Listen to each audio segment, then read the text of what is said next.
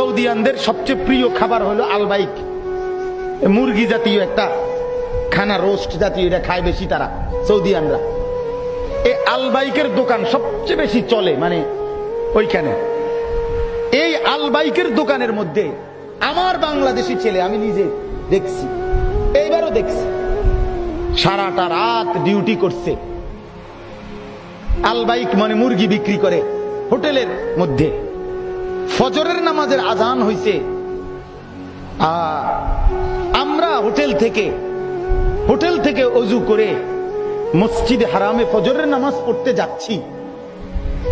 এটা সেই মসজিদ যে মসজিদের এখন এক এক সেজদা 1,00,000 সেজদা, এক এক রাকাত 1,00,000 রাকাত। আর এই ছেলেগুলো মুসলমানের বাচ্চা, এই ছেলেগুলো আল্লাহর ঘরের সামনে, মসজিদে হারামের সামনে, এখান থেকে নাইমা এরা হোটেলের দিকে চলে যাইতেছে, অথচ 5 মিনিটের ব্যবধানে এখানে ফজরের নামাজের জামাত দাঁড়াবে।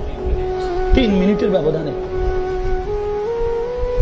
3 মিনিটের ব্যবধানে, 5 মিনিটের ব্যবধানে ফজরের নামাজ দাঁড়াবে। হায় আল্লাহর বান্দা, সারাটা রাত বেচা কিনা করলি,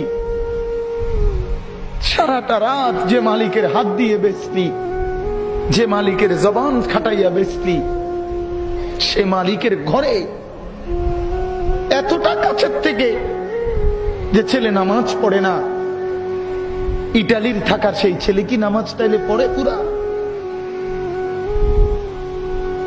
আমেরিকায় যে ছেলে থাকে সে কি নিশ্চিন্ত আপনি যে নামাজ পড়ে? হ্যাঁ বলেন না তো, এটা কেমন কথা? কেমন কথা?